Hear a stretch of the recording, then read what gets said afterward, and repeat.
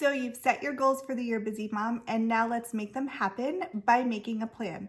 Step inside my planning process for the week. Super easy. You can get it down to 10 minutes or less, and it combines all the things, your goals, your digital calendar, and I like to bust out my paper calendar as well. Hi, I'm Kim Cree, owner of Creative Reading Adventures. I am helping busy moms foster a love of reading in their home, and part of that comes from planning when you're going to read. So let's dive in. The first thing I'm going to do is relook at my January goals and make sure that I'm hitting all of those goals by putting something in my calendar for that goal. So for instance, if your goal is to read more this year or read more this month, find a 20-minute block of time on your calendar and put it in there. If you're using your phone or the Google Calendar app or whatever you're using, put it in there. So every week I start with my plain blank planner for the week. I usually sit down on Sundays, depending on our schedule, and just plug in what I've already have in my Google Calendar. Sometimes if I have things far away, I'll put them on just like a yearly calendar. So I look at both of those. Okay, so as you can see, there's a lot going on next week. So I then look at when am I going to fit in my goals. So one of my goals, my daily goals, was to journal.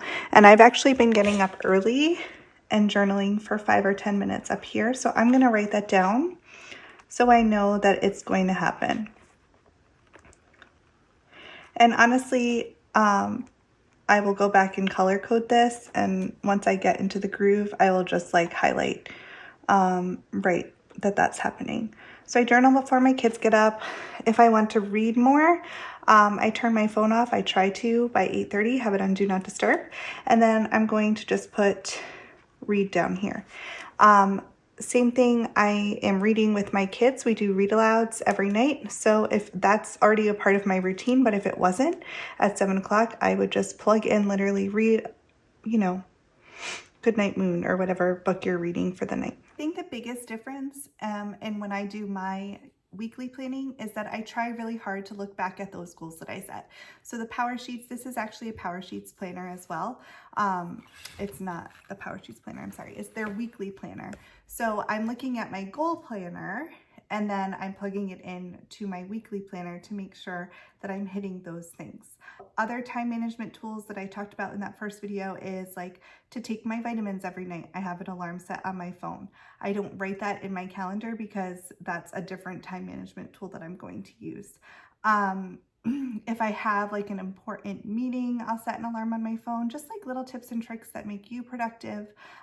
Please feel free to share them below. So I will then look at my calendar and then look at, okay, I have, soccer practice twice this week. I need crock-pot meals for those, just super fast meal plan.